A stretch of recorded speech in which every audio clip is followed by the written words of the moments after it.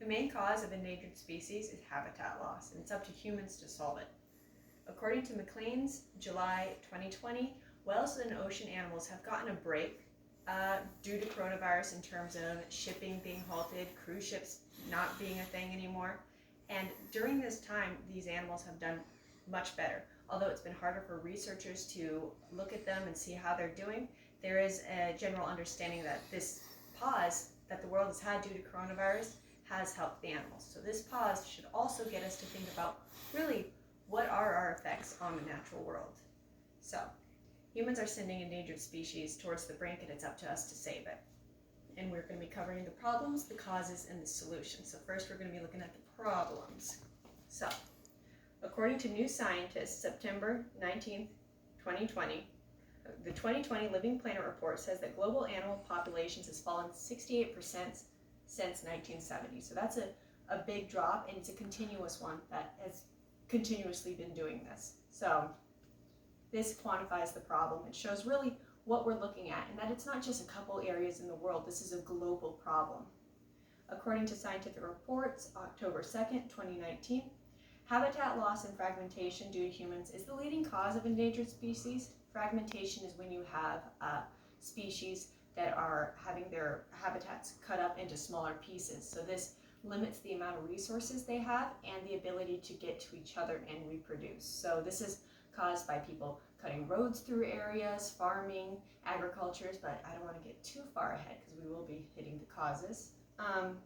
According to Technology Times, June 19th, 2020, another problem that comes from endangered species is not just how it relates to species, but also us. So, high-risk trade, deforestation, and food production has led to uprises in certain diseases like SARS, MERS, and COVID-19. So this also affects us and how we do in the world. So the problem with deforestation is that it puts us at risk as well as other animals by getting rid of animals that typically are the buffer between certain diseases and getting rid of them, which means that it jumps faster.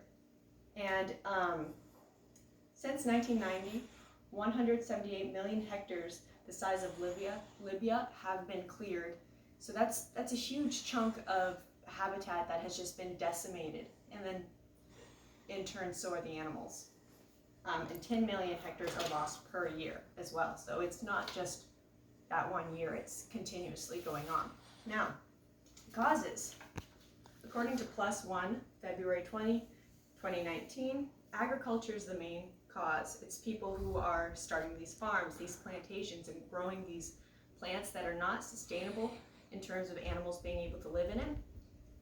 And according to this source, from the 80s to the 2000s, 83% of agriculture took place on previously forested land, and this was in the tropics as well. So that's a really harsh statistic that's showing just how bad that this is. And Malaysia has the highest number of threatened species per square kilo due to palm production in 2005. So palm oil is something that we all probably have in our house. It's something that we used to cook with, something that people just regularly buy. So this means that there's a high demand for it, which means that there's more incentive to do this agriculture, which in turn hurts species.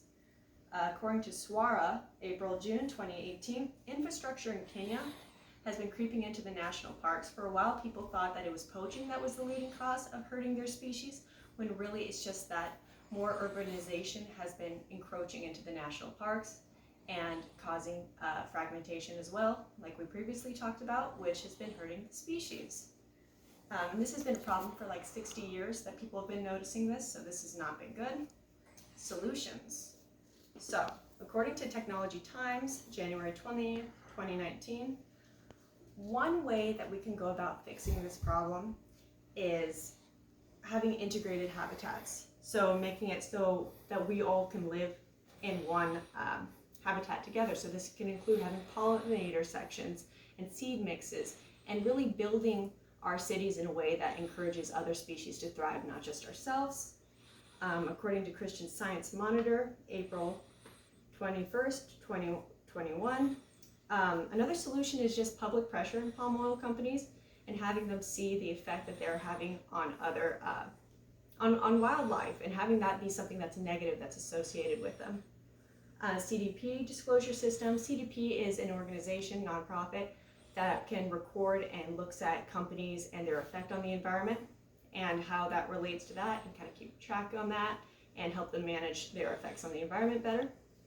And Brazil has a system to compensate farmers, locals, and indigenous people.